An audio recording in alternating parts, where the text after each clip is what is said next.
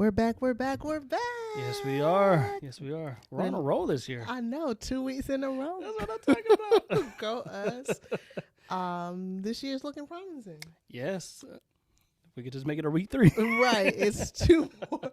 It's 2 more than we did last year. So Right. I'm proud of us.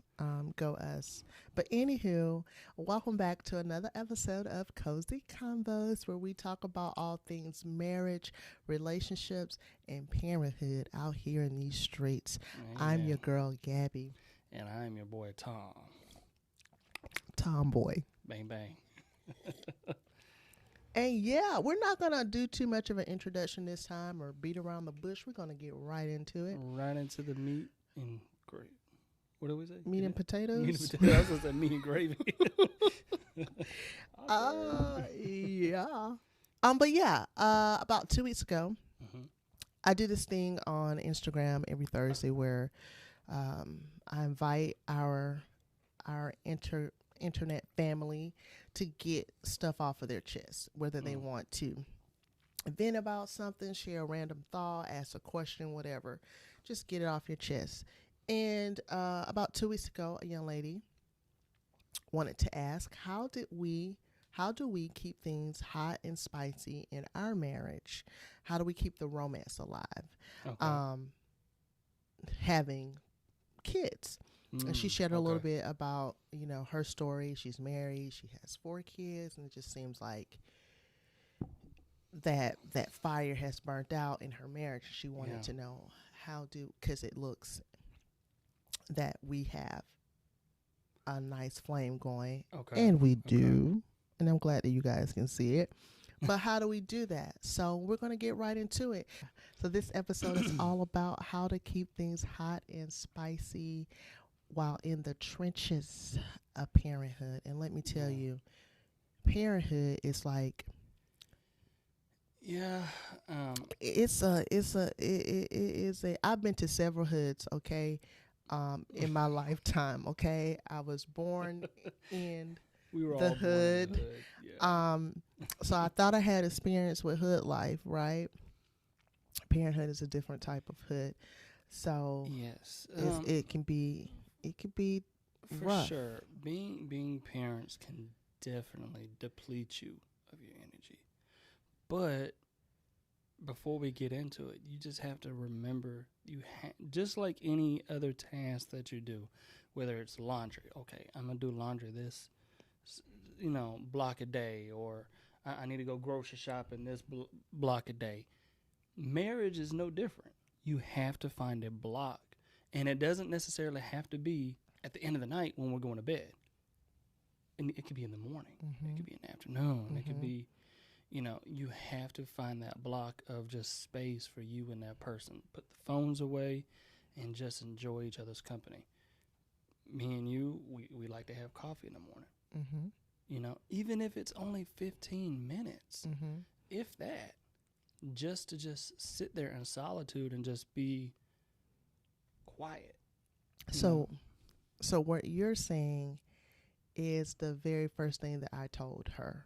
And we're only going to give you 3 points today. 1, 2, and 3. I feel like if you take these 3 points to heart, you won't have to worry about a flame completely dying out in your marriage, right? I'm not going to say the flame is going to be super hot at all times. I'm not going to lie to you. You have to build it up, But I promise you this, if you do these 3 things, uno, dos, tres, oh, those are alphabets. No, uno, dos, tres, okay, that is number. If you do these 3 things, there will always be a pilot lit. So what Tom is just saying, as an example of what we do, we have coffee in the morning. We try to find time to connect at night. But what he's saying, without saying, is that we prioritize our marriage. Amen. And what that means, and what is controversial, this may be a controversial take because I've seen people on different, under different memes and questions and different sites go back and forth over the internet on this particular topic. I'm going to say this. I'm going to say why I feel this way. I'm going to keep it moving. I'm not going back and forth because that's how much I believe in what I'm saying. Okay. But when I say prioritize your marriage, what I'm saying is, and what's controversial to some, is that your ladies, your husband should come before your kids, and your husband should be more important than your kids. Fellas, Same thing. your wife comes before your kids. Yeah. Her needs, her wants should come before your kids. And that's such a controversial thing to some people, but it really isn't that complex when you think about it. One, this is bullet point one under prioritizing your spouse. Your wife, your spouse come first. Bullet A. When you said I do, when you made your vows, right? Your vow was to that other person. Amen. Your commitment was to that other person. Now, I know that sometimes the kids in marriages come before the vows. I get that. However, when you say I do, it's I do to you. Marriage is supposed to be a lifelong investment. Yeah. My plan, I can't speak on you and your marriage, but my plan, and I think I can speak for Tom when that this is his plan. But my plan is to be with you until one of us take our last breath. I hope it's not me first.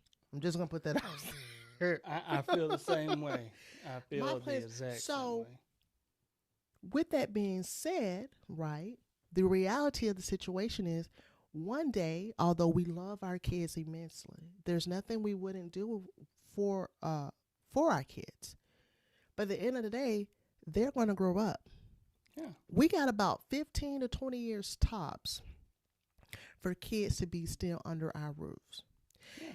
In 20 years, I'll be 56, you'll be 57.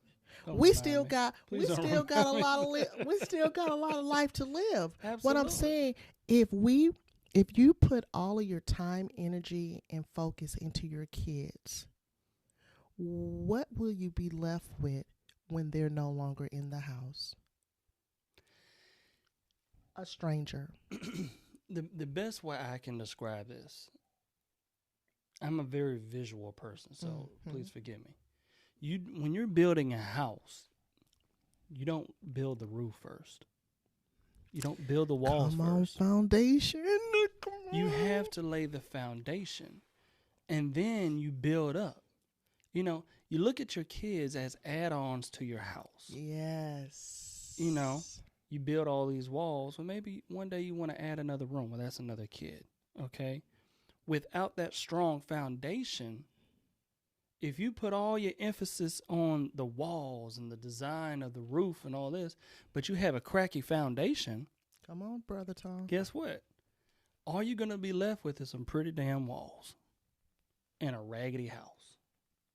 You have to lay that foundation and make sure that is strong and solid. And you might have to touch up every now and then. We're not going to say weather's not going to come and put a crack in your foundation. Right. But as long as you have laid a good foundation, it's not going to be that bad. It can be repairable. It can be fixed. Yes. You know, that's just a minor issue.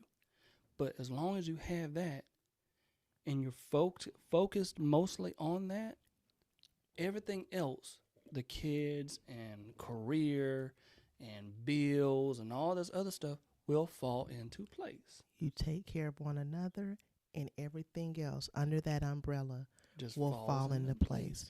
And also, touching up on that, us putting one another first is really the best thing that we can do for our kids. Mm-hmm. Because they will emulate and replicate what they see, what they've seen in their own lives. Absolutely. Right? So it's a trickle-down effect. If you take care of that foundation, everything that's built upon it will only flourish because of the solidness of that foundation. So that's that. Prioritize your husband, prioritize your wife. Amen. Number one. How do you keep that alive? That's number one. And what does that mean? Like Tom was saying in the beginning, take a minute out. Start your day together. Make if the possible. bed together or whatever. You'd be surprised how much of the small, and that's what I say. It doesn't take hours. It doesn't take 30 minutes. Waking up in the morning and just making the bed together or going down and what I always say when I first see in the morning. You want a cup of coffee? You want a cup? First thing he always says, good morning, beautiful. Good morning, beautiful. I give her a Every hug. morning we hug. Now she's making all the breakfast, but guess what I ask her? You want a cup of coffee? She makes me a cup, I make her a cup. We might not get to enjoy it together, but just that little bit of interaction starts off the day on a good note. Absolutely. And you just feed that fire throughout the day so that when you get home, I'm not going to admit, I'm not going to say my kids don't drive me crazy at times. But I tell you one thing, I am super excited every day when I come home to see this. I tell her all throughout the day, I cannot wait to get home just to give you a hug. He does, you guys. And I'm not feeding y'all BS. I'm being dead serious. He does, you guys. Because that little bit in the morning is my little Amber. Is it Amber or Ember? Ember, I believe. Ember.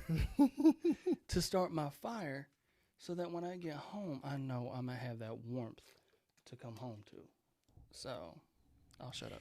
And lastly, no. I love it, baby. And lastly, like, please, another thing that the young lady said is that they never have time to go out or do anything really because it's always something going on with the kids. And I told her, sis, if you wait around until you have time to spend with your husband or do things with your husband, you're going to be waiting for forever because it's always something going on when you have kids.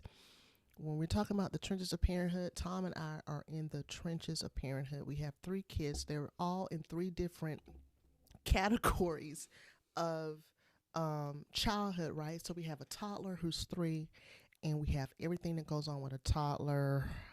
I don't want to get started on the tantrums. Then we have a first grader and everything that goes with a first grader and, learning and just being explorative and all of those things. Then we have a preteen and all of the things that goes on with a preteen. Ooh, honey is the correct. That's all we can say is ooh, honey. Is a lot of things that come with the young preteen. We have a girl preteen. I don't know if it's harder, but it feels tough at times. Not gonna lie. So we're in the trenches of it. I don't think it's gonna get. We're not gonna get out the trenches until they're out of our house at this point. But I mean, that's just the reality. So what do? We can't just, you got to make it work. You have to make time. So for us, and we shared this before, Friday night is our date night. It's our time. And 75%, probably even more of that, is at home activities, at home date nights. Our 2 girls, no. It's not even a question now, or what are we doing on Friday? Or they know that it's mom and dad's date night. And they've even started their own sister, what they call it? A girls' night out. Girls' night in.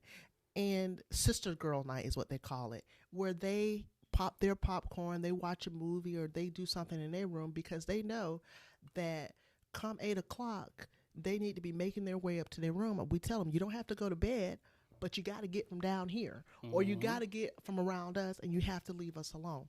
Now, Saturday, it's family day. There's so much we do with them on Saturdays. We always try to find something to do with them on Saturday. Always.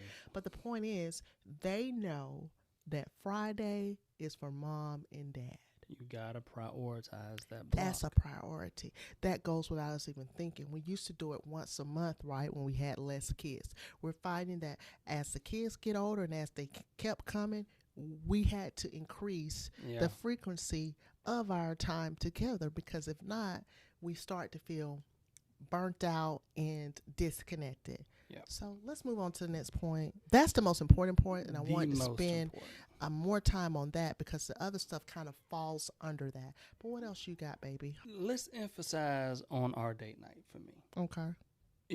Most people, I probably sound mean for saying most people, but are you recording?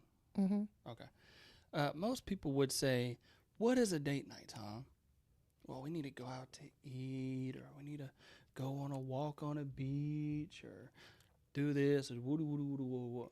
No.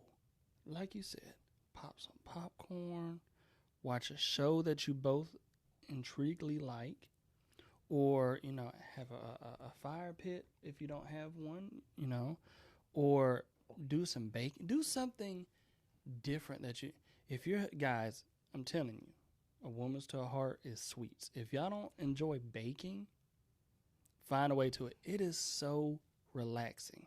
I got into baking about a year ago, and it is so mind relaxing. And then you incorporate doing that with your wife. Y'all make y'all favorite cake or cookies or whatever, and then snack on that while you're doing it. Or even more so, if you're so health conscious, work out together. Go do yoga together or meditate together. There's the things are completely endless. Hell, you can go sit in the car with your wife for 20 minutes just to get away from the kids. Y'all not leaving the kids by yourself. Let them watch TV. Y'all go sit in the car and just listen to the radio. Right. Write a poem together, or play games, or paint your woman's nails. Ladies, tell me y'all don't like it when your man give y'all a foot massage and paint y'all nails. I love it. It's the simplest stuff. It doesn't have to be so mind blowing. But yeah, find the little intriguing things that both of y'all can have fun doing. So number one, prioritize your spouse. Your spouse come before those kids. Number two, regular date nights. And I want to emphasize, and we want to emphasize, just like Tom said, they don't have to be anything elaborate. It doesn't require a babysitter. It doesn't have to require a lot of money. It doesn't have to require a lot of thought. It just requires being intentional. That's 1, 2. Intentional. And number 3, you guys, is to share parenthood responsibility, share household responsibilities. There is no I in team. There's no I in team, right? I work from home, right? I've been a full-time content creator almost going on 3 years now. And although I work in the home, there's a lot that I do from day to day. I keep a schedule. But when Tom gets home, he is always looking at, what do you need me to do? Or what can I do? Have you done this yet? Do you need me? Is there anything that on your list that you haven't done yet? Because he know I keep a list. I can't function without a list. I can't function without a list. I wouldn't know what to do. So is there anything on your list that I can help check off for you? Right? And I believe that's important. I believe that as a family, there shouldn't be, oh, I go out to work every day, so you do this, and that. I hate those analogies. That stuff boils my blood. No matter if you work outside the home or inside the home is still should be a joint responsibility. Now, true enough, if you're just a stay-at-home parent, I know there's a lot of stay-at-home dads now. That seems to be a more trending thing now. So if you're a stay-at-home dad or if you're a stay-at-home mom, right, you should still be granted some you time. The whole responsibility of the household and the children should not solely be placed on you. The other parent should also help. And why is that important? So that you don't be left feeling burnt out. Yeah. You cannot pour from an empty cup. If you've been pouring all day into household chores, into your children, into their extracurricular activity, even if you have regular date nights, you still won't have anything to pour from because you feel burned out. And when it's only one person doing something, you start to feel unappreciated. There start to be a resentment build up, right? Even if it's not vocalized, you feel that way. And that kind of just trickles back to what we always preach: communication. Right. Nobody's a mind reader, Right. you know. But emphasizing on what you say, yes, date nights are top tier priority to spice up your marriage. But to fall back on what you said, you also need self care. Fellas, I don't care how tired you are, give your wife 30 minutes, an hour to just disappear and vent, whether it's to go to Tarjay, whether it's to just be in the room by herself and just decompress, or run her a bath and let her soak while you take care of the kids for that hour or whatever. I guarantee you it will change the thing. And that's just not the fellas. That's the ladies too. Do the exact same thing. If you know your man's been, at work all day and y'all know y'all going to have this date night and he's been dealing with the kids all day, do the same thing for him. Take the kids for an hour. Let him, hell, I don't know, go cut the grass. Go to Home Depot. Go to Home Depot and just sniff wood. I mean, that's my secret obsession. Don't judge me. It smells good. Weird. I don't smell the wood. I was just joking. He smells it. You can smell it when you walk in. I don't go around sniffing the boards. What's wrong with this kid?